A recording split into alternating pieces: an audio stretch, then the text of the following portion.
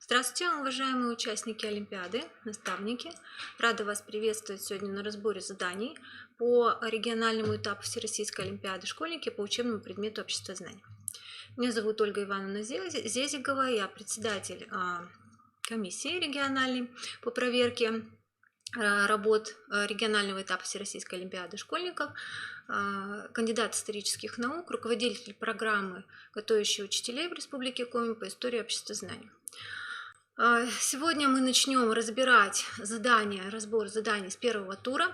В этом году, так же как и в прошлые годы, все-таки организаторы сумели провести 2 тура, хотя даже предполагалось, что это будет в один день в связи с определенными эпидемиологическими условиями, но тем не менее так оставили, хотя было достаточно сильно сокращено время.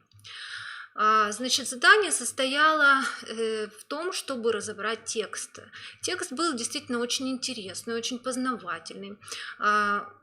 Просто замечательный текст. Можно сказать, что оригинал этого текста состоит из более чем 40 страниц, порядка 44 страниц, но для ребят была сделана выжимка из 7 страниц.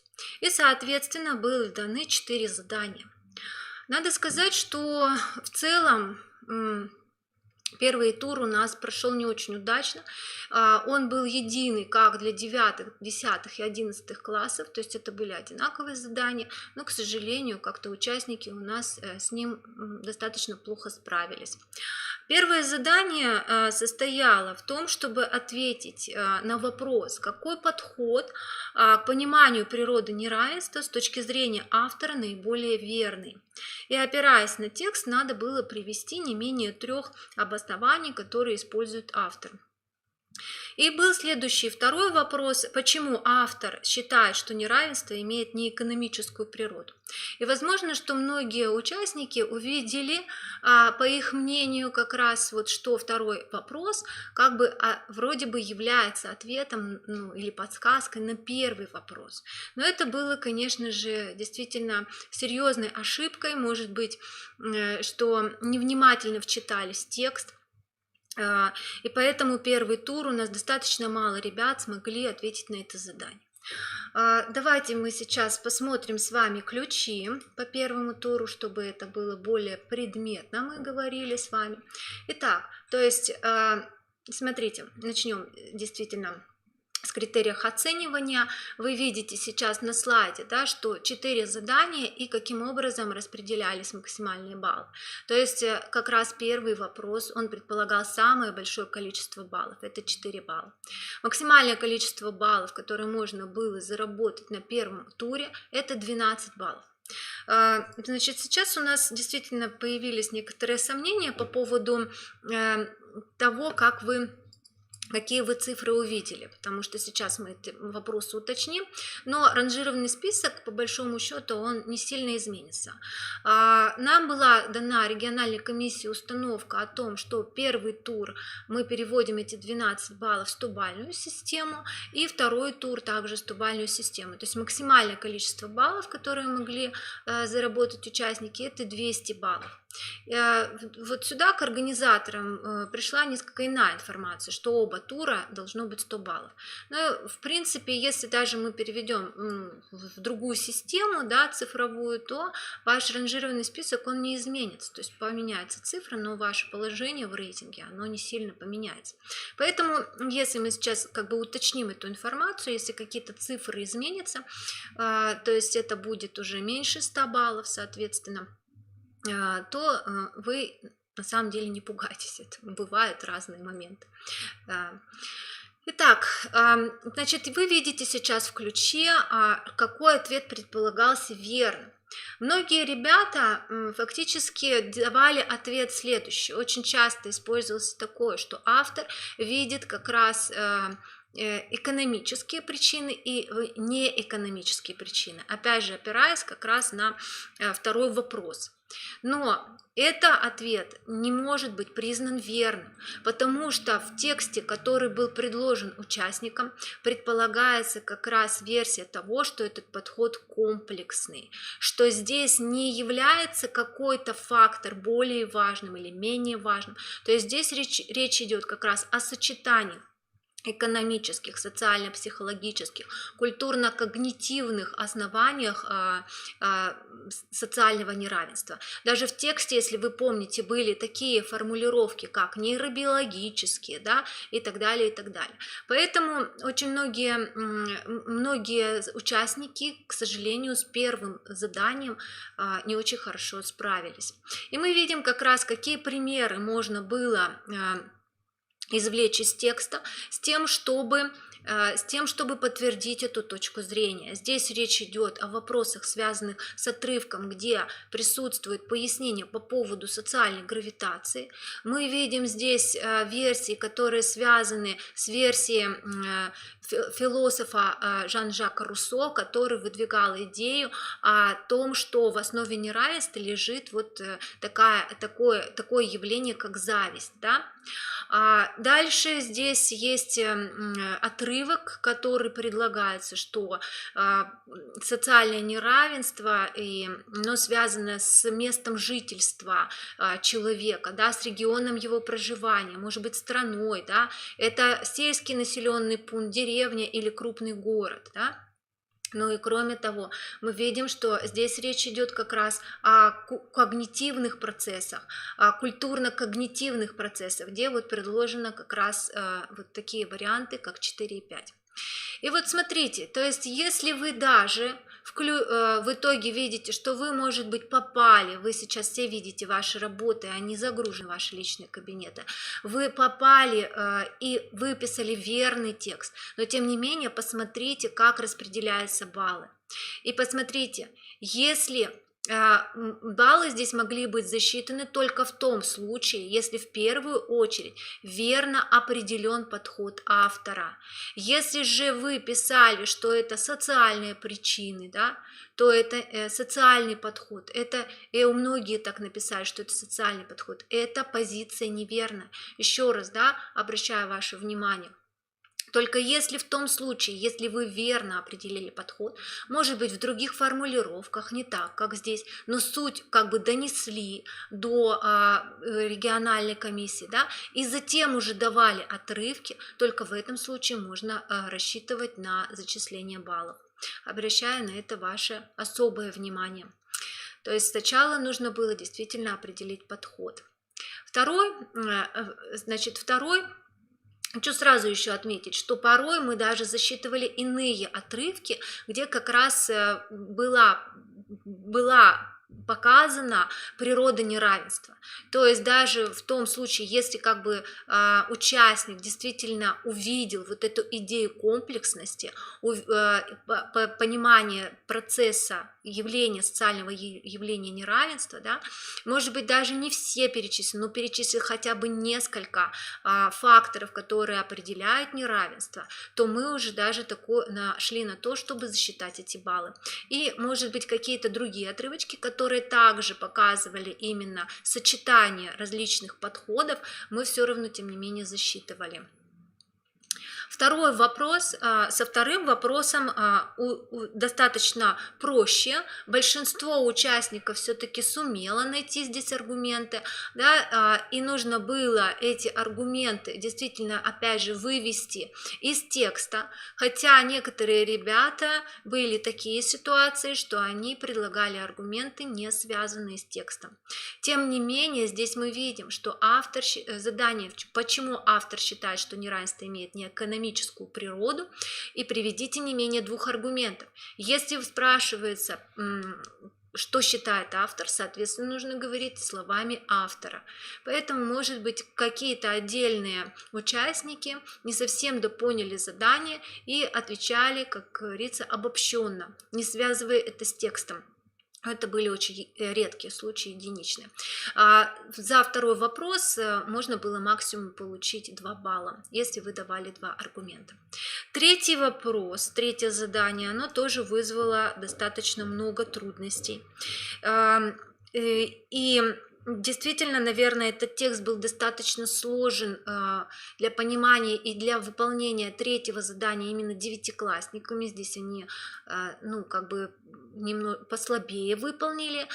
Что касается 11 классов, то здесь достаточно хорошо, то есть достаточно высокий процент ребят, которые смогли предложить примеры, выдвинуть некие теории, которые, можно сказать, ставят под сомнение идею автора. Но в любом случае здесь вот вы видите сейчас, какие ключи. Но безусловно, что подобные ключи, естественно, мало кто использовал. Поэтому жюри, комиссия рассматривала и другие варианты, которые действительно позволяли выдвинуть позиции против позиции автора. Как правило, это обращение к классикам, можно сказать, социологии, политэкономии, безусловно, это Карл Маркс, который действительно наибольший, как единственным фактором считал экономический фактор. Да? И если такой пример, если такая теория подтверждалась еще и примером, то, соответственно, мы принимали такие ответы. И еще хотела бы обратить ваше внимание, что здесь опять же подкрепите их примерами из истории развития общества или его современной жизни, или положения из истории мысли. Но тем не менее нашлись несколько, как говорится, участников, которые рассматривали какие-то повседневные примеры, даже говорили о своем собственном личном опыте. Но опять же, читайте задания, здесь нету варианта того, что вы предлагаете личный опыт. То есть это мог быть, конечно, пример из современной жизни, это пресса, это может быть какая-то публицистика, да, то есть такие примеры действительно мы принимали. Еще вот здесь надо отметить, что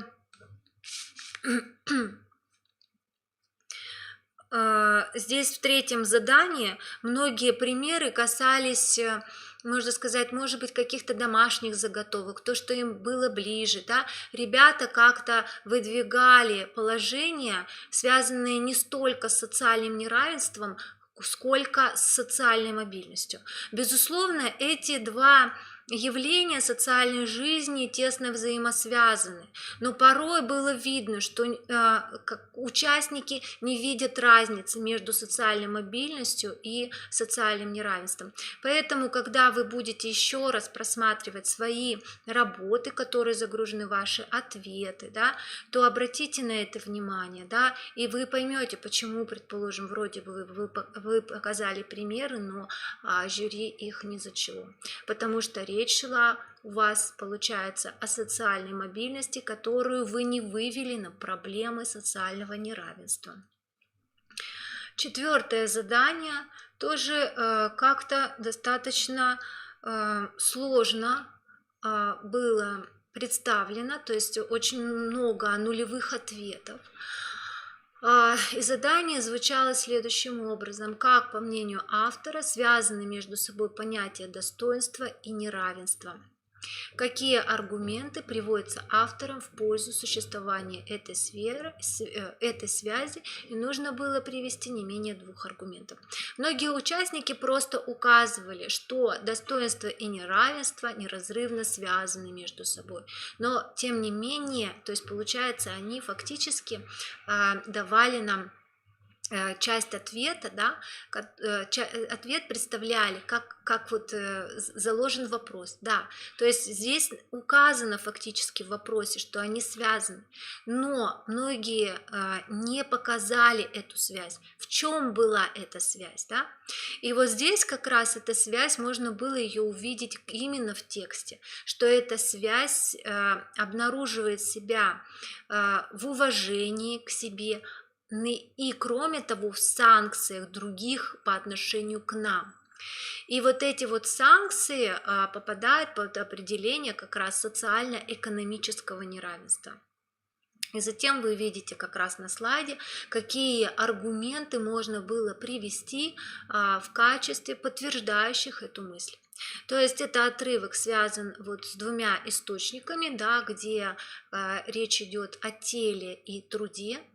Дальше идет отрывок, касающийся внешних элементов, да, то есть телесные характеристики, да, это вопросы, касающиеся недопусков, почему некоторые люди не могут обращаться к определенным благам, да, что существует, как говорится, такое явление, как фейс-контроль, который не позволяет, например, зайти в какие-то организации, да, показать себя, свои знания, может быть, да, свои умения, навыки и так далее.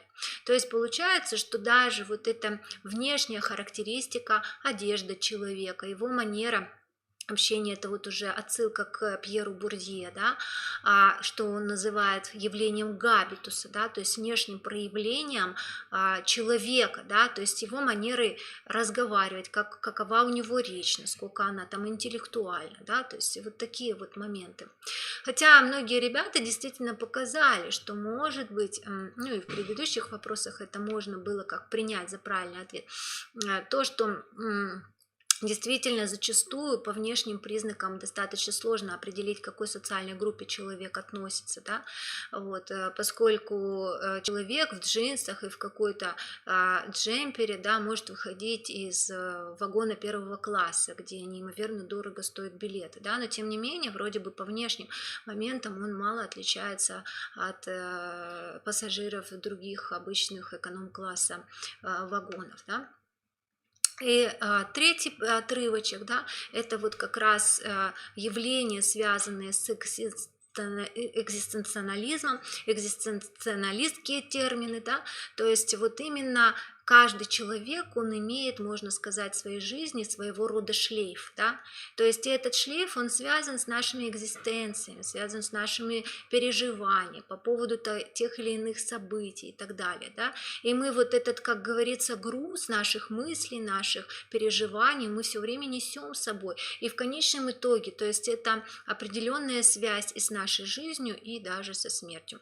Но четвертое задание тоже почему-то вот как-то вызвало трудности, потому что здесь, когда вот нужно именно показать причинно-следственную связь или выявить конкретный подход, когда именно здесь сначала дается не только выведение каких-то отрывков из текста, а именно в ключе мы видим, да, что первым ставится верно данный ответ, и когда ребята изначально неверно дают ответ, но дают правильные аргументы, такое задание, тем не менее, не может быть засчитано как верно выполненное, да?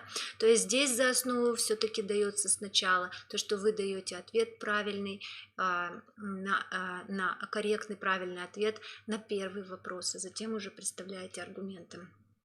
Вот. Это что касается первого тура. Если у вас возникли какие-то вопросы по первому туру, да, соответственно, вы имеете возможность в чате их задать, если что-то осталось вам непонятным.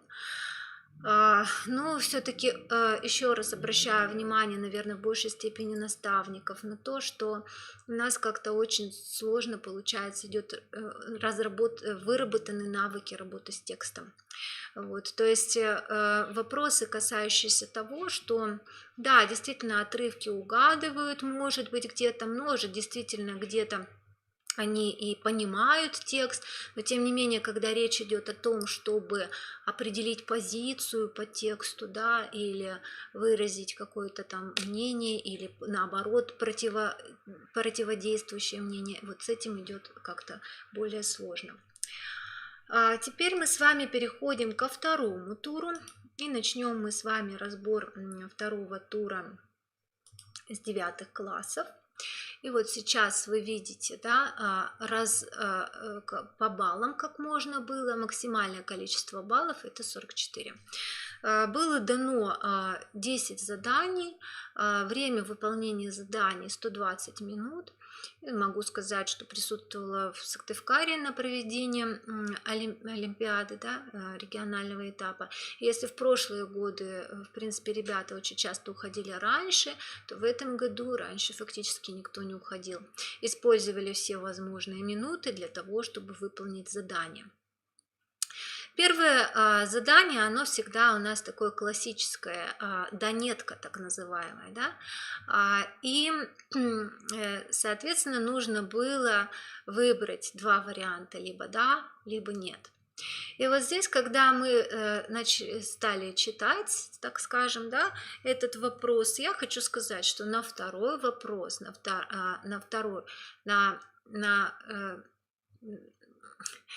второй вопрос, вот окончательное наказание по совокупности приговоров в виде лишения свободы не может превышать 30 лет, это 100% правильный ответ. Как так получилось? Дело в том, что здесь некорректно поставлено задание, да? Оно не очень корректно сформулировано. И когда был вебинар по поводу проверки, да, то есть когда мы еще даже не видели ни ключей, ни не видели ключей, многие региональные комиссии, поскольку у нас все-таки разные часовые пояса, вот, тем не менее, кто уже ключи видел, они сказали, что в принципе здесь можно говорить, что ответ будет правильный и да, и нет. Поскольку здесь нету ключевого момента, то есть общее правило совокупности приговоров, да, по общему правилу действительно не может превышать 30 лет, но есть исключения. Они не так давно введены в уголовное законодательство, то есть по совокупности приговоров в виде лишения свободы сейчас не может превышать 35 лет в исключительных случаях, если речь идет о преступлениях, связанных с коррупционной составляющей и террористической составляющей. Поэтому, если вы ответили «да», и если вы не ответили «нет», то региональная комиссия Республики Коми оба ваших ответа принимала как за правильный ответ. И мы как бы предполагали, что вы глубоко знаете уголовный кодекс и знаете об основных, как говорится, вариантах, да, совокупности приговоров и об исключениях. Поэтому, значит, что можно сказать по 9 классам? По 9 классам наиболее сложным показался вопрос в донетках, это 1.4. Предельной полезностью называют полезность, которую человек получает от использования максимально возможного количества единиц блага. Вот. И вот здесь было достаточно много ошибок в ответе на этот вопрос. Итак, по первому вопросу донетки максимальное количество баллов, которое можно было получить, 1 балл за один правильный ответ, то, соответственно, 5 баллов. Переходим ко второму вопросу. Второй вопрос. Здесь вот я хотела бы обратить внимание коллег, наставников на то, что второй вопрос и опять же участников, которые будут, может быть, участвовать в будущем, это участники, которые ныне учатся в 9-10 классах и в следующем году будут еще, может быть, участвовать в олимпиадном движении, да, что второе задание, оно всегда связано с правовой сферой, правовым определением. И вот здесь мы видим, что перечислены некие понятия, которые входят в одну совокупность. Дедушка, бабушка, отец, мать, брат, дочь и внук. И очень многие участники здесь ответили «семья». Семья нету такого юридического понятия. Вот. То есть, смотрите, по крайней мере, здесь нету понятия как семья. Что такое семья? Это совокупность людей, основанных на браке и кровном родстве. Да? То есть это классическое определение, данное советскими социологами, Голодом, Харчевым и так далее. Да? Вот. Еще раз говорю, второй вопрос – это всегда правовая основа. То есть, если был ответ «семья», этот ответ неверный, потому что семья, она может включать и других родственников, так ведь, да? Есть понятие в социологии расширенная семья, нуклеарная семья и так далее, и так далее. Здесь мы как раз не можем использовать ни один из этих терминов для определения обобщающего, для определения вот этих вот понятий. Здесь ответ близкие родственники, то есть опять же мы смотрим как раз законодательство. Мы принимали также ответы кровные родственники. Некоторые ребята, видимо, уже все-таки зная, что второй вопрос в какой-то степени все-таки связан с правовой сферой, отвечали, что это наследники в первой очереди. Это ответ неправильный. Почему? Потому что наследниками первой очереди здесь нету такого явления, как супруг и супруга. Так ведь, да? То есть, а это как раз наследники первой очереди. То есть здесь правильный ответ – это близкие родственники. Третье задание. За него можно было получить максимум 3 балла.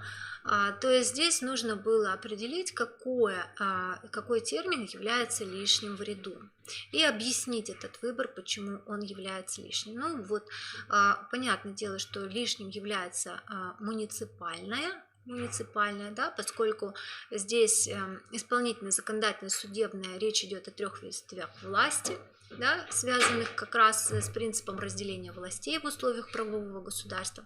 А муниципальная власть – это система властных отношений, которые связаны как раз с местным самоуправлением. Многие действительно давали верный ответ, что лишнее муниципальное, но с объяснениями не у всех сложилось, как говорится.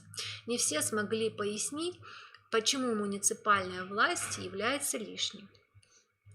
Следующая задача – это юридическая задача, очень интересная задача, связана с человеком, близким к вам, человеком одаренным, поскольку в 14 лет он уже участник многих конференций, научных семинаров, и даже замечательный журнал решил пригласить, дать ему возможность опубликовать статью и получить гонорар.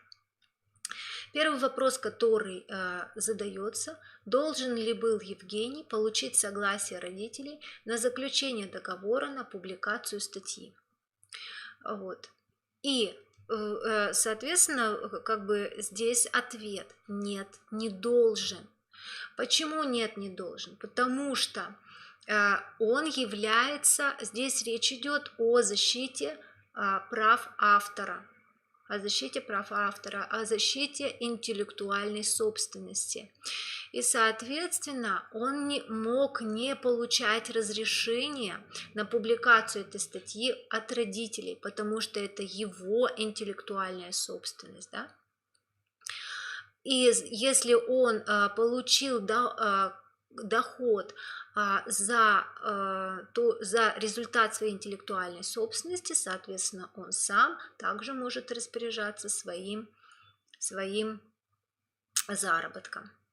Второй вопрос здесь у нас был, может ли он сейчас зарегистрироваться в качестве индивидуального предпринимателя, да, ему 14 лет.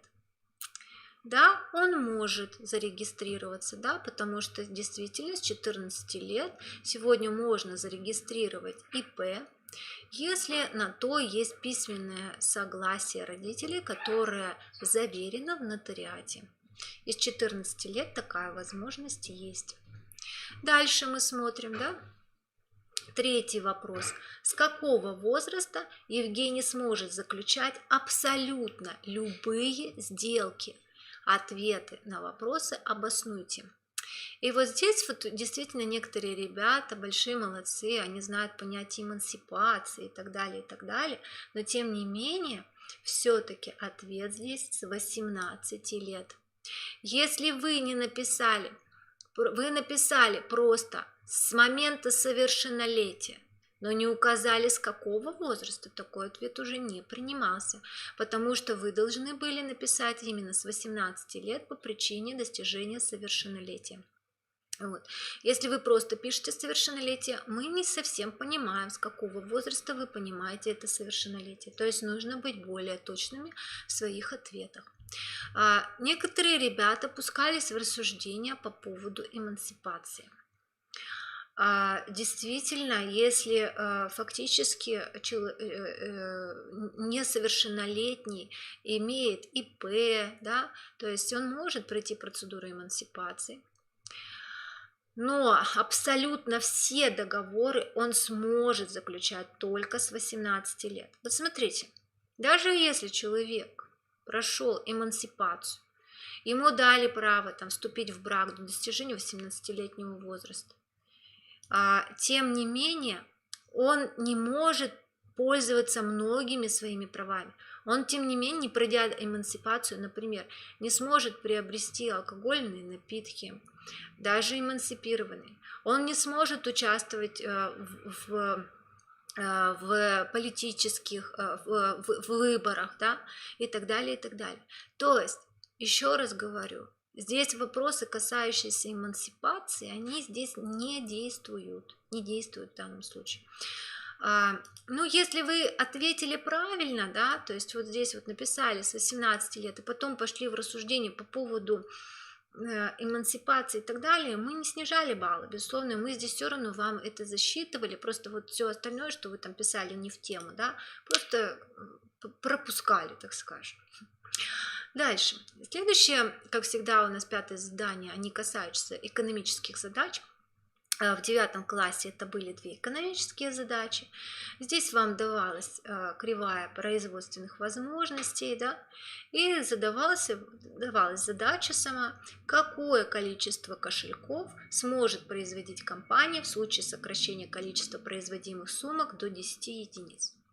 Правильный ответ, и если вы опять же понимаете в математике, это ответ от 0 до 10 включительно. От 0 до 10 включительно. Я хочу сказать, ни один участник Олимпиады в Республике Коми не дал такого ответа.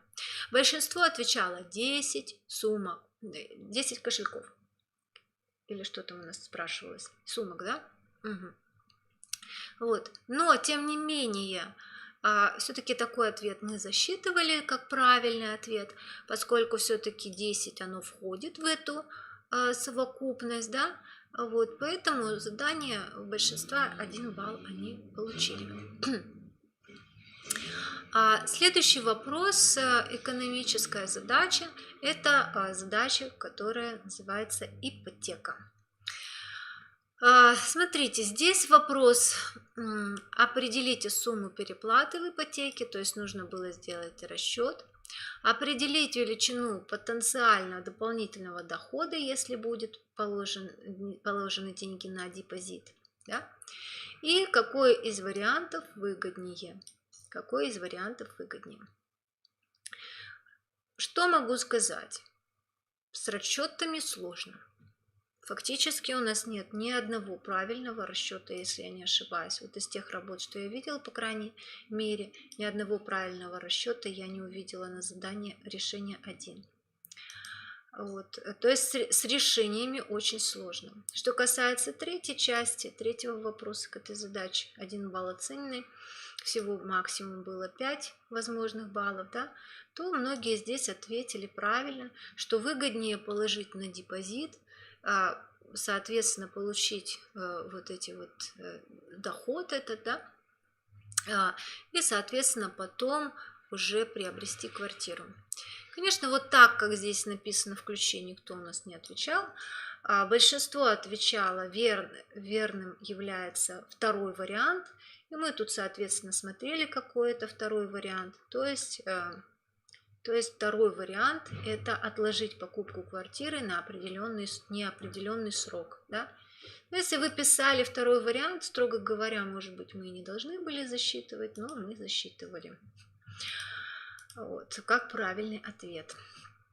Так, дальше. Следующая задача – логическая задача. Вы помните, что в прошлом году было очень много вопросов к логическим задачам, да? Поэтому, наверное, организаторы в этом году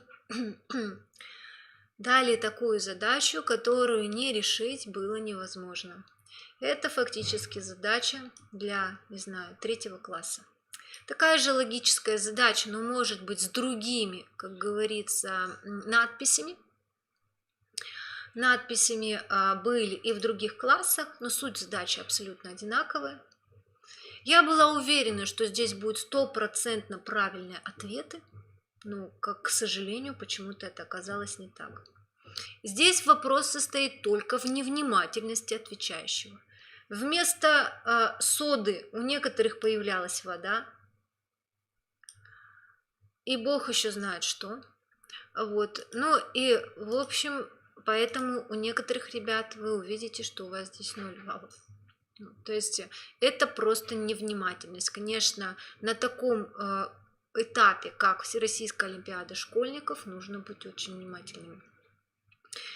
Кто-то просто, один человек просто запутался в обоснованиях, вот, поэтому действительно здесь что-то, хотя задача просто, я говорю, для 3 класса. 7 задание. Дается текст. Текст касается происхождения государства. Вот, и, соответственно, 3 вопроса. Нужно было определить, кто автор. Вот. Можно было не называть автора, то есть нужно было просто написать циферку 1, 2 или 3. Так подозреваю, что большинство просто, как говорится, пальцем в небо. Ну, портрет 1. Правильный ответ. Жан Маритен. Теория происхождения государства – это теологическая теория, божественная теория, любая формулировка принималась. Некоторые ребята, тем не менее, несмотря на прозрачность текста, все-таки сделали здесь ошибки.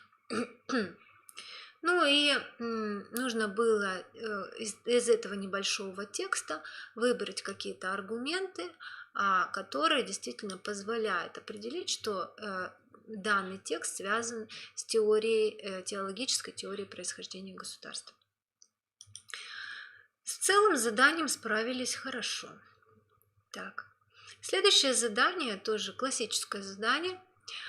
Здесь даются высказывания писателей, мыслителей, и нужно определить, что за слово здесь зашифровано.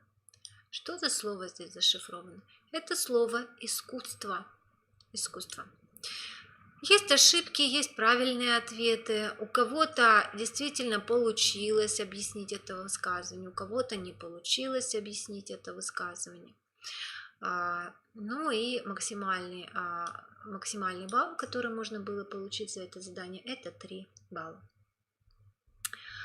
Далее, это обычный тоже текст, и нужно было эти термины распределить, написать. Вот, 10 терминов, это достаточно считается простым заданием, то есть здесь вы могли получить даже до 10 баллов. Ну и в 9 классах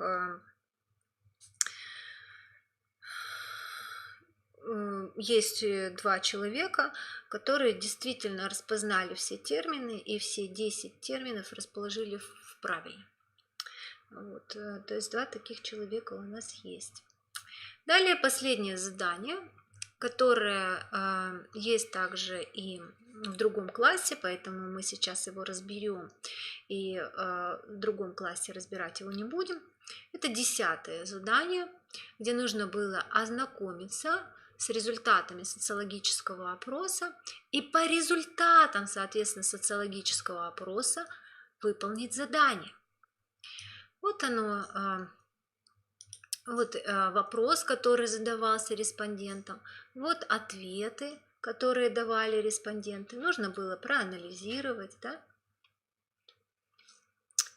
Следующий вопрос. Интерес к изучению Конституции и востребованная правовая информация, под буквой «Б». И, соответственно, нужно было ответить на 3 вопроса. Первый вопрос. Почему возрастная категория 45-59 лет, на ваш взгляд, лидирует в осведомленности о содержании Российской Федерации? Чтобы быть не голословными, вернемся к результатам, да, 76%. 76%. Были разные, конечно, ответы, иногда вполне фантастические, но ответ-то состоит в чем? Что, посчитайте, у нас Конституция Российской Федерации принималась в 1993 году. Сколько лет было этим людям, когда проводился опрос, да?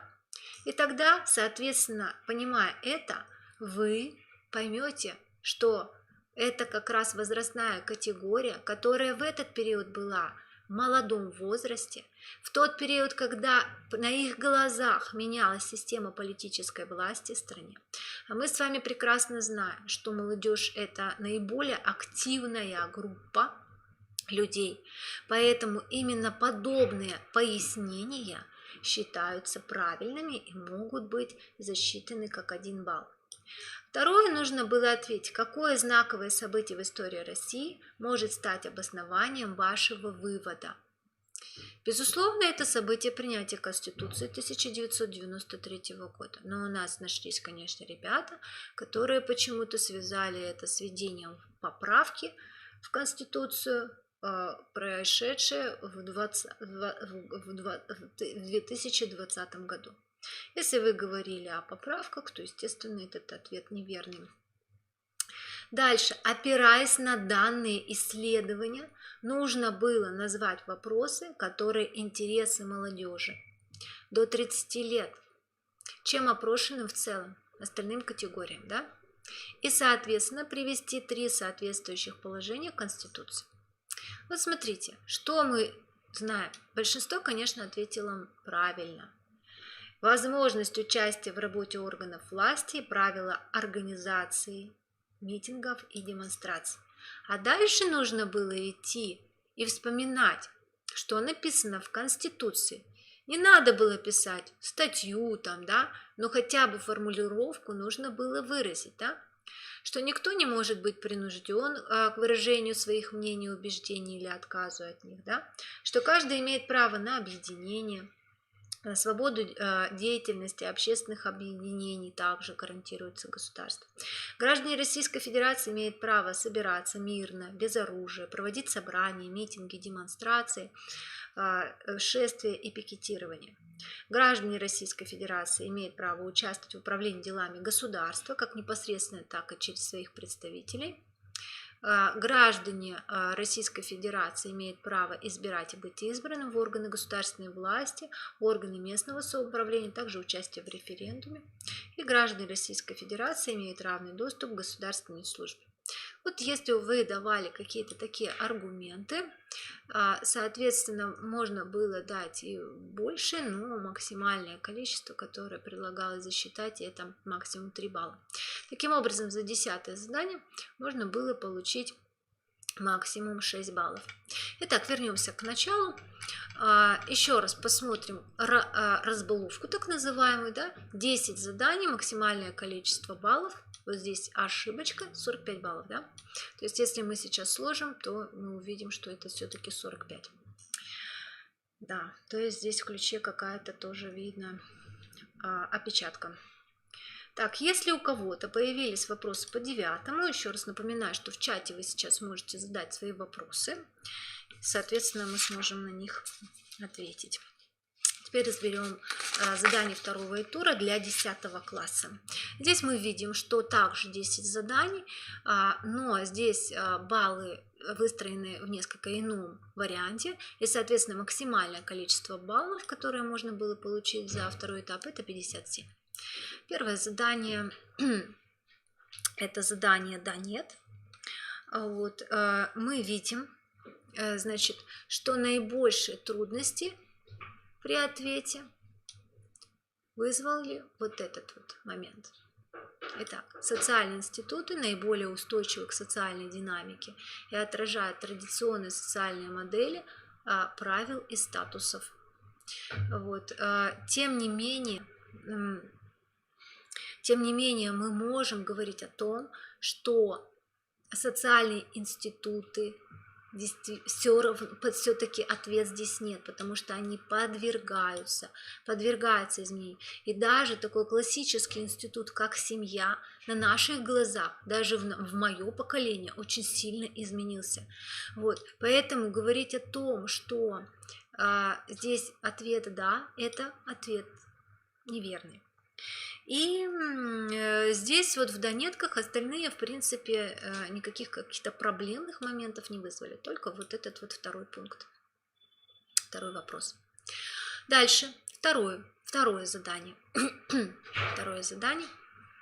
Здесь есть термины слияние, присоединение, разделение, выделение, преобразование. Еще раз вам говорю, что второе задание – это всегда законодательство Российской Федерации. И, соответственно, ответы будут касаться именно правовой сферы. Это виды реорганизации юридического лица. Виды реорганизации юридического лица. Этот вопрос оказался очень сложный для участников Республики Коми. Только 3 человека сумели правильно ответить на него. Дальше юридические задачи. Юридические задачи. Здесь нужно было действительно знать Уголовный кодекс. Вот. И здесь можно сказать о том, что задача 3.1 не так уж много человек, 3 человека из всего количества участников, которые обозначили всех лиц верно, то есть получили максимально 4 балла. Вот. Ну, в большинстве своем 1-2 балла, да, попали. Вот. Дальше. Следующая задача, и юридическая задача, она касается имущественных прав собственности, наследования, завещания, имущества, заниматься предпринимательской деятельностью, избирать место жительства и так далее. Ну вот текст, да? Содержание какого понятия отражено в приведенном выше тексте. Речь идет о понятии, которое в юридической науке называется правоспособность. В каком возрасте гражданин приобретает эту способность? Гражданин обладает правоспособностью с рождения. То есть речь идет о правоспособности, когда мы говорим о естественных наших правах. Третье. Возможно ли принудительное ограничение указанных прав человека? Да, может. Да, мы это знаем.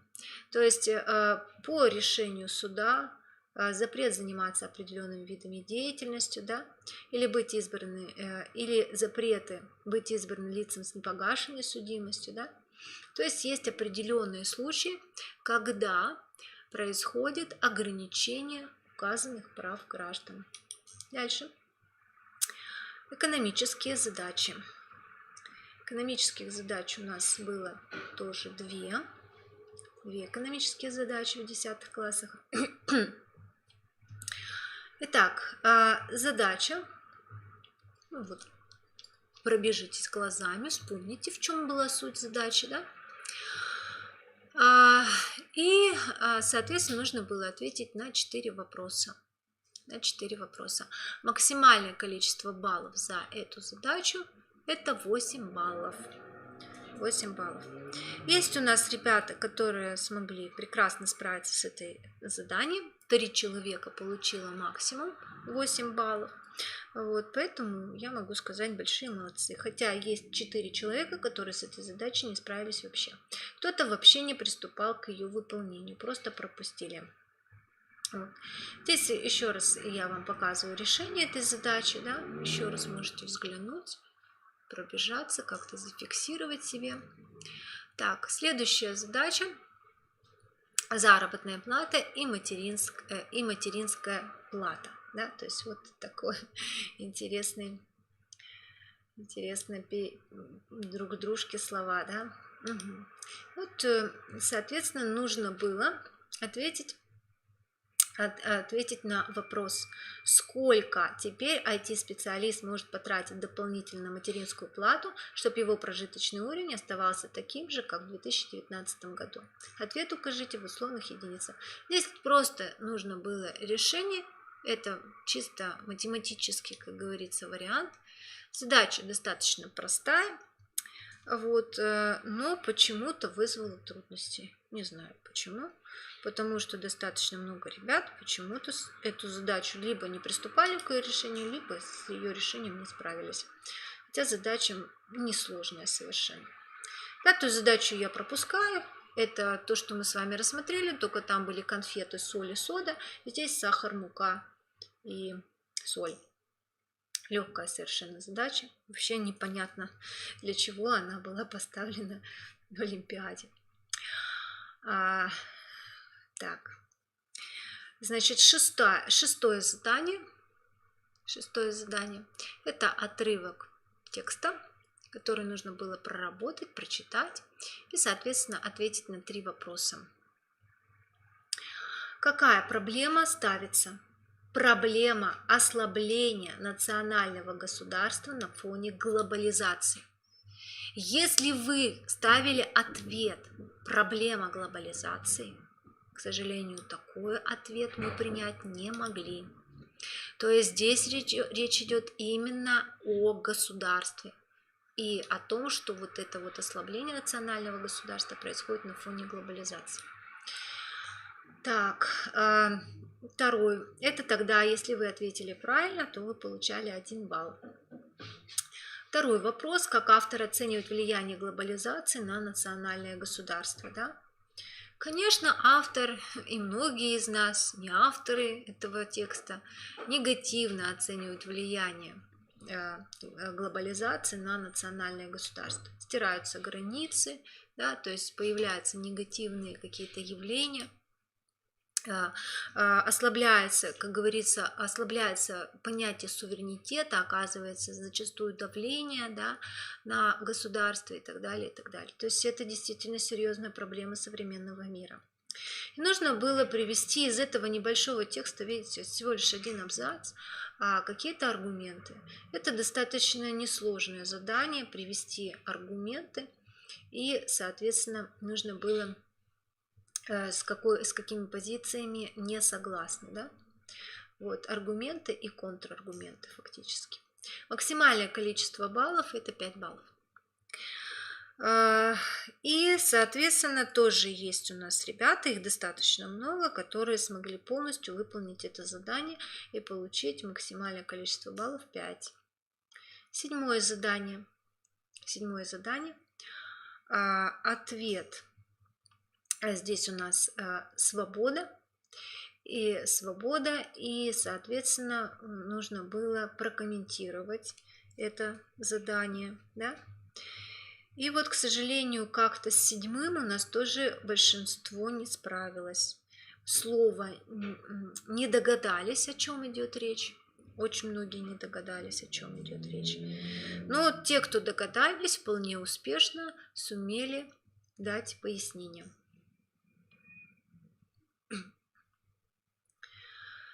Так,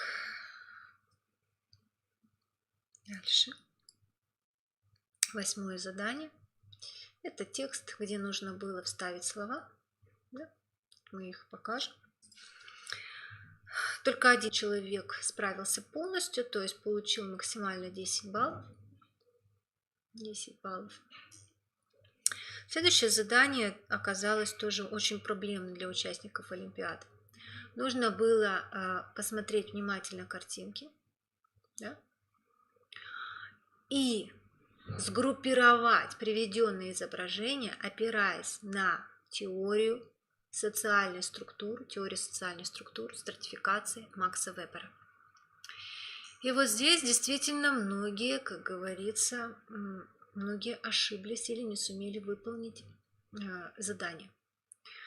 Если вы знаете классическую теорию Макса Вебера, вы знаете, что в его классической теории выделяется три 3 группы, по которым осуществляется теория социальной стратификации. Это статус, это класс и это партия. Вот, поэтому надо сказать, что были такие ошибки, когда вы писали, например, сюда рабочий класс, вот, ну, увидели как какой-то труд, да, вот здесь рабочий класс, но это же неправильный ответ, так ведь, да? Здесь нужно было класс написать, потому что, когда мы изучаем работы Вебера, мы понимаем, что у него есть разные варианты, потому что он сам лично не выделял. Есть вариант, что у него трехмерное деление на классы, да, есть позитивно привилегированный класс, который обладает, как говорится, самыми высокими позициями в обществе, и по поводу статуса, и по поводу возможности участия в политической жизни страны, и по поводу, как говорится, доходов, богатства, экономической составляющей, да, вот, негативно привилегированный класс, и между ними средний класс. И есть деление, когда выделяется 5 групп, да, и вот как раз негативно привилегированный класс, или к ним нижняя группа, это и есть рабочий класс, да, вот, поэтому, когда вы пишете сюда слово рабочий класс, это неверно. Потому что это, как говорится, одно из слоев, которые выделяется как раз в этой группе, которая называется просто класс. Просто класс. Так, ну и второй вопрос. В своей теории индустриального общества базовую роль Макс Вебер отводит определенной системе, которая выступает основным рационализирующим механизмом. Как называется эта система? Бюрократия она называется, или бюрократическая система, да? Вот, то есть это тоже как обычное, это, в общем-то, стандартно, что касается Вебера, это социальная стратификация, это вопросы как раз бюрократии и вопросы господства, да, которые как раз тоже тесно связаны с бюрократической системой. Вот. То есть, когда здесь дается подсказка, что это Макс Вебер, в принципе, какие-то другие варианты ответа, они не могут быть приняты никак. Здесь у нас то же самое задание, что было в 9 классе. То есть это вопрос, связанный с Конституцией Российской Федерации, да? Так, но здесь несколько иные вопросы задавались. Вот. Здесь немножко другие вопросы. И вот здесь вот, или те же самые. Так, сейчас. Угу. Здесь вот единственное, что здесь вот еще задавались вопросы. Нет, абсолютно то же самое. Угу. Абсолютно то же самое. Здесь ничего не поменялось. Ничего не поменялось. Нет, вот здесь вот только третий вот пункт появился, и поэтому если в том варианте у нас было максимально 6 баллов, здесь максимально 9 баллов. Вот это вот третий пунктик поменялся, он появился, да. Итак, категория молодежи в возрасте 18-24 лет также проявила достаточный уровень осведомленности о Конституции Российской Федерации, интереса к некоторым аспектам ее изучения, и укажите не менее 3 свойств этой социальной группы, обеспечивающие такой интерес. Вот, то есть это дополнительно к тому, что мы уже с вами рассмотрели. Еще раз, вопросы, касающиеся того, что молодежь это наиболее активная группа, это люди, которые ищут себя, свое место в жизни, профессионально самоопределяются, в том числе на политической арене, да, на политическом поприще. Вот, это люди, которые действительно изучают Конституцию Российской Федерации, в том числе в высших образовательных учреждениях, средних профессиональных образовательных учреждениях, изучают Конституцию Российской Федерации в школе, как вы знаете, в обществознании, поэтому их знания еще не выветрились, и они более осведомлены. Вот, если вы давали, как говорится, такие положения, да, в ответе, то, соответственно, вы могли получить наиболее высокий балл. Ну и теперь переходим к 11 классу. Смотрим, значит, как у нас распределялись баллы. Максимальное количество баллов, которые можно было получить, первичных так называемых баллов, это 59. Значит, что касается донеток, то самый проблемный вопрос почему-то оказался вот этот вот, касающийся Карла Маркса. Большинство написало нет. Дело в том, что, возможно, вы как бы усвоили очень хорошо, что у Маркса есть экономический базис и есть надстройка. И безусловно, что классовое сознание, оно непосредственно связано с надстройкой. Но тем не менее, если знать работы Карла Маркса, вы же понимаете, у него есть, как говорится, там прямо идет в работах Карла Маркса о том, что рабочий класс, осознав свое положение и овладев коммунистической идеологией, способен изменить экономическую систему путем революции и так далее, и так далее. То есть, получается, несмотря на то, что у Маркса классовое сознание, идеология, они находятся в надстройке, тем не менее, они очень важны. Но очень важны, но тем не менее деление на класс, с делениями на классами они не связаны, потому что когда речь идет деление на классы, здесь исключительно экономический термин. Вот, поэтому, может быть, сама формулировка несколько вас запутала, да, что вот вы как бы знаете, да, и о базисе, и о настройке, и знаете о классовом сознании, да, тем не менее, может быть, как-то вас немножко это спутало. Тем не менее, экономический фактор – это самое важное. В целом, мы можем говорить о том, что по другим вопросам никаких сложностей не было. Может быть, еще часто ошибались вот здесь, вот в третьем вопросе, да. Сделка, заключенная с нарушением в надлежащей форме при отсутствии согласования обязательного условия по общему правилу. Видите, здесь уже написано. Здесь нету такой ошибки, как в 9 классе. По общему правилу признается недействительным. И ответ здесь нет. Так, следующее задание.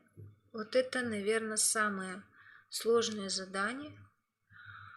У нас в республике не справился с ним никто. И вот, кстати, это оказалось самым сложным заданием для всех регионов на самом деле. Поскольку те регионы, когда проходил вебинар, и они видели уже ответы обучающихся, спрашивали по поводу того, можно ли засчитать как правильный ответ недвижимое имущество. Потому что у нашей республики тоже несколько ребят ответили недвижимое имущество, но это ответ неправильный.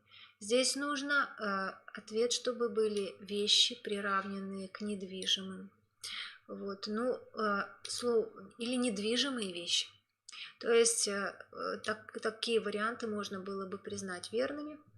Недвижимое имущество с юридической точки зрения в данном контексте Гражданский кодекс, статья 130, признанным правильным не может. Вот, у нас никто не смог справиться с этим заданием. Но я хочу сказать, опять же, в поддержку наших ребят, то, что в целом по России мало кто справился с этим заданием. Предварительно, конечно, я говорю с тем, что мы услышали на вебинаре. Так, третий вопрос. Здесь, в общем-то, есть определенные понятия, да, и нужно было понять, какой политический институт существует для реализации перечисленных целей, какая цель является лишней и почему. Здесь, в принципе, большинство справилось, лишь, значит, это цели, которые осуществляет такой политический институт, как политическая партия. Есть ребята, которые неверно ответили. Здесь все молодцы, в принципе, здесь действительно есть проблемка. Здесь забыли поставить организатора запятую в этом месте. Но, тем не менее, все большие молодцы. Все поняли, что здесь потеряна запятая, и написали, что лишним является взимание налогов. Да? Взимание налогов. И большинство попыталось объяснить, почему. Взимание налогов – это функция государства. Но у нас некоторые участники почему-то написали, что эта функция относится налоговой инспекции, как-то еще так и так далее, и так далее. Это ответ неверный. Налоговая инспекция или налоговые органы, как вы писали, не занимается сбором налогов, взиманием налогов. Она занимается контролем. Контролем она занимается. И если вы писали налоговая или налоговая инспекция, то такой ответ мы засчитать не могли. Здесь речь идет как раз исключительно о функциях, о целях государства. Можно было получить максимально 3 балла. Следующие идут юридические задачи. Это очень интересная задача, которая касается, как говорится, найденного сундука на дороге. Ой, на огороде, прошу прощения. Имеет ли право Николай на долю найденного? Имеет ли право? Да, имеет. Вы поясняли. Большинство ответило да. Но пояснить, почему, не сумели. Многие говорили о том, что он не должен был там находиться и так далее, потому что там с ним не был заключен договор о том, что он должен там поработать, то есть договор на то, что он там копает этот огород и так далее. Но, тем не менее, согласно Гражданскому кодексу, он там находился правомерно. Его пригласила хозяйка, да? Он там находился на законных основаниях. И то, что он, как говорится, участвовал в том и был причастен к обнаружению клада, то есть, соответственно, он имел право там, ну, как говорится, правомерно находясь там. Он же не черный копатель, понимаете, да? Он же не черный копатель. Вот, поэтому он находился там правомерно и имеет право на часть клада. Дальше второе задание. Должна ли были Мария Ивановна и Николай заявить о кладе и почему? Да, они должны были заявить. Почему они должны были? Этот клад содержал в себе иконы, которые представляют из себя культурные ценности. Если клад имеет культурную ценность, то, соответственно, должны быть переданы в собственность государства. И уже, соответственно, нашедшие клад, они потом уже имеют право на компенсацию. Если вы эти пояснения давали здесь или здесь, в принципе, мы в итоге это как бы засчитывали. Вот, и вот эти в двух, трех, втором и третьем, да, вы могли иной раз вот эту часть и сюда включить. Ну, в общем, мы шли как-то вам навстречу, то есть максимально засчитывали. Поэтому, если на это можете обратить внимание, что все-таки здесь все хорошо у нас. Далее. Третий вопрос. Имела ли право Мария Ивановна подарить иконы церкви? Нет, она не имела права на это, да, поскольку это не ее собственность, это собственность государства, и государство уже может распоряжаться этими культурными ценностями, да. Так, дальше. Имел ли право внук продать вещи и взять себе часть денег? Конечно же, не имел. Он вообще не имел никакого отношения к этому кладу. Но здесь, конечно, все ответили правильно. Всего максимальное количество баллов, которые вы могли получить, это 9 баллов. Так, следующая юридическая задача, она вызвала очень большие проблемы с выполнением. Большинство смогло узнать только вот это преступление. Вот. Здесь вам уже была дана подсказка. Вот. То есть здесь нужно просто знать Уголовный кодекс. Вот. Большинство, вот, например, писало СА, совокупность преступлений, но это не совокупность преступлений.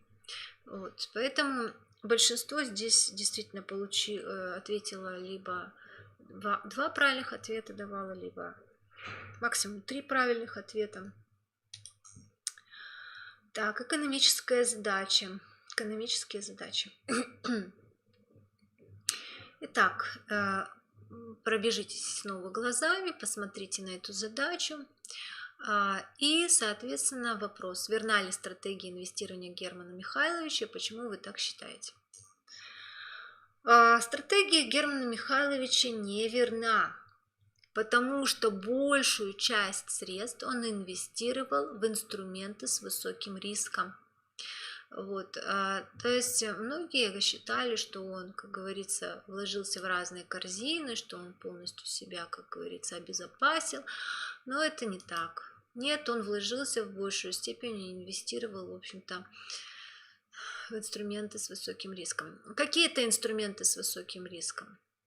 Это микрофинансовые организации, это криптовалюта, это венчурные инвестиции. Именно эти акции являются рискованными. Почему они являются рискованными? Потому что значительная доля таких проектов не возвращает деньги инвесторам, редко приносят прибыль участникам, очень часто разоряются, особенно это касается венчурных проектов. Ну и, соответственно, поэтому для создания финансовой подушки безопасности инвестиции в такие проекты, такие инвестиции не подходят. Максимально можно было получить 4 балла за задачу 5.1. У нас есть ребята, которые сумели максимально получить 3 балла. Сингапурский хедж-фонд.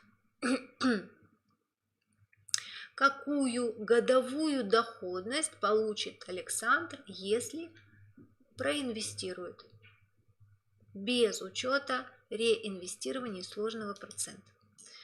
Многие даже не стали считать, кто-то посчитал, и только один человек дал правильный ответ. Дело в том, что есть понятие доход, есть понятие доходность.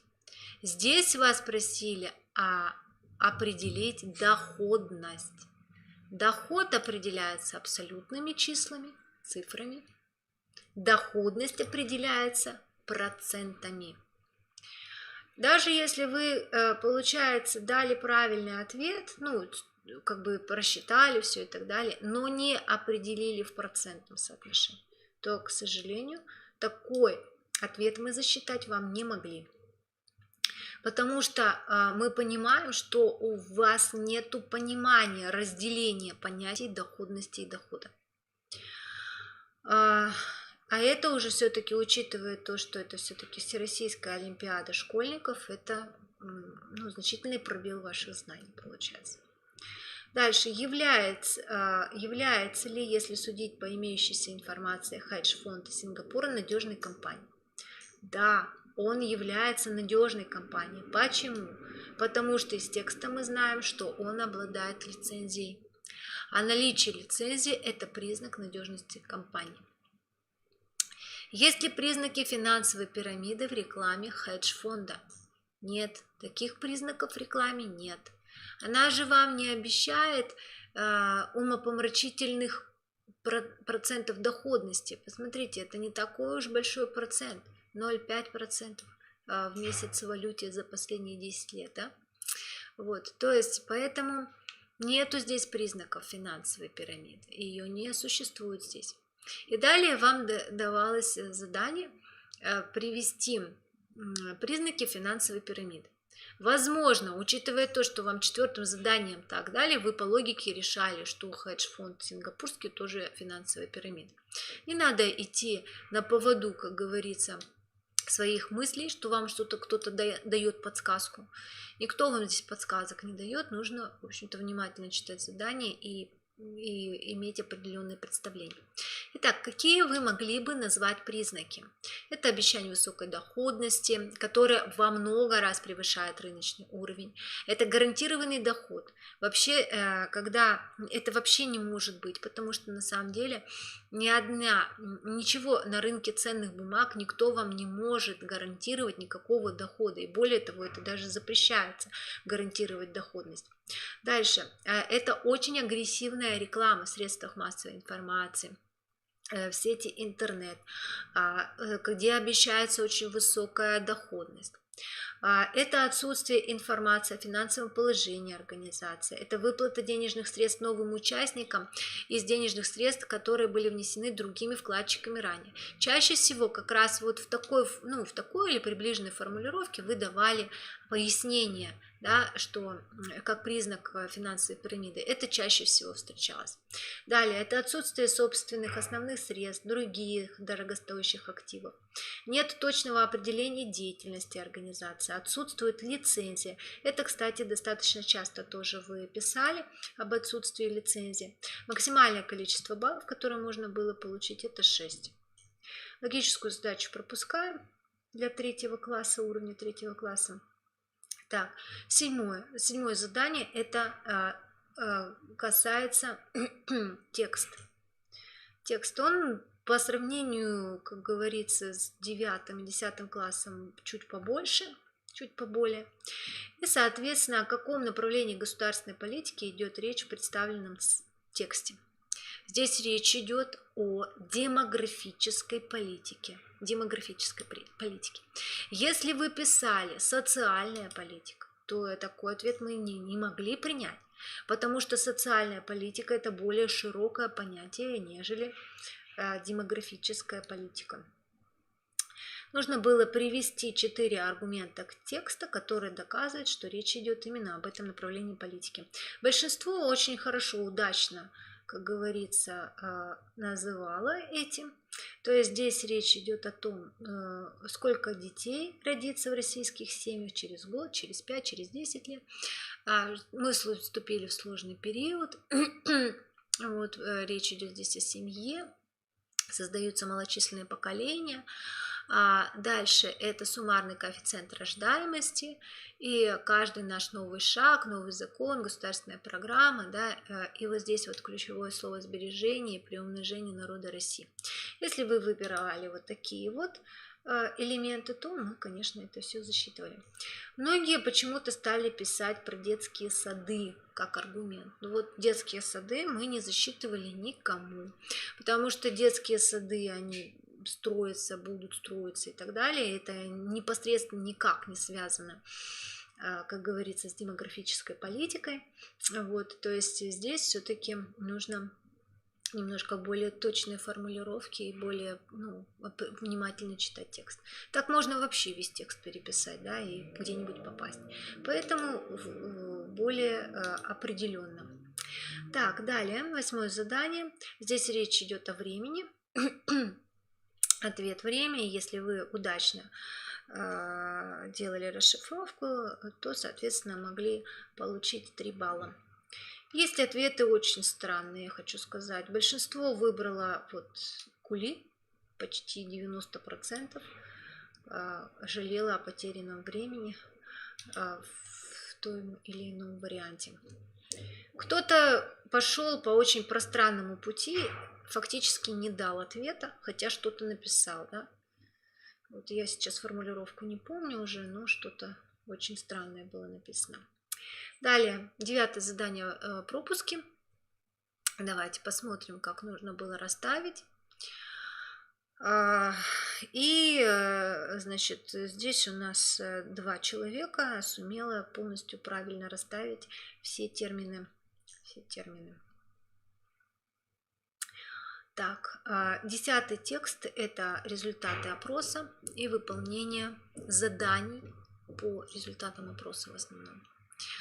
Так, здесь речь шла о социальной стратификации, о проблеме бедности, богатства. И, значит, нужно было определить, каковы причины бедности по категориям людей. Категории были по доходу, по личному ежемесячному доходу. Так, ну и был еще один вопрос. Как вы считаете, бедных больше среди семейных или среди одиноких людей? Или их примерно поровну среди семейных и среди одиноких? Ну и давайте посмотрим. То есть мы видим на первый вопрос, определите тенденцию. Нужно было выделить 2 группы и сравнить их. Да? И свой выбор обосновать. Почему вы выбрали именно, вот, предположим, самых богатых и самых бедных. Да? нужно было выявить, у кого какие причины, как они смотрят на причины бедности. Здесь вот, как вы видите, нужно было сначала определить тенденцию. Если вы написали одну из этих тенденций, или осознание себя как человека со средними доходами, или осознание себя частью среднего класса, рост доли среднего класса, снижение доли бедных, снижение самоидентификации категорий, которые относят себя к бедным, да? Если один из таких вариантов в вашем ответе был, мы засчитывали 1 балл. Здесь показан просто пример сравнения, да? То есть 2 группы взяты и так далее. Если вы брали другие группы с другими доходами и давали верное пояснение, то, соответственно, баллы вам засчитывали. Ну и третий вопрос здесь, касающихся, зависит ли, как говорится, бедность от семейственности или отсутствия семьи, да? То здесь ответ: нет связи. Нет, такой связи нет. Мы видим это по диаграмме. Давайте к ней вернемся. Посмотрите. То есть получается, среди одиноких 23, среди семейных 24. Видите, да? Примерно поровну, или затрудняюсь ответить, в сумме примерно 60. То есть вот это вот 23 и 24 примерно равняется вот этой группе. Поэтому сразу же по этой диаграмме реально видно, что связи такой не прослеживается по ответам респондентов. Если вы давали все 3 пояснения, не только то, что нет связи, но и давали пояснение, почему вы видите такой связи, то вот за этот 3-й пунктик 3 балла. Всего за 10-е задание 7 баллов. Ну вот на этом мы завершили с вами разбор заданий. У нас появились вопросы в чате, нет? Вопросов в чате не появилось. Вот. Ну, что могу сказать? Давайте подведем наши итоги, как говорится, да? Какие могут быть рекомендации для участников будущих лет, для наставников? То есть самые большие проблемы, как мы видим, это у нас обнаружены в вопросах, касающихся работы с текстом. Не всегда умеют выделить главное, не всегда могут определить по достаточно большому объемному тексту основную мысль автора, вот, не всегда могут выделить правильные аргументы из текста, да. Ну, еще раз обращаю ваше внимание на то, что второе задание второго тура, оно всегда связано с законодательством, вот, и любые, скажем, здесь претензии к организаторам, формулировкам заданий, они будут беспочвены, вот, если вы как бы обращаетесь к другим наукам, там, философии, социологии, экономики и так далее, то есть здесь речь идет действительно о законодательстве. Но поздравляю всех, кто сумел в наших сложных условиях действительно успешно пройти это испытание. Может быть, для кого-то это был первый опыт. Надеюсь, что вы не откажетесь в будущем участвовать в олимпиадах и будете уже более подготовленными и более успешными в следующих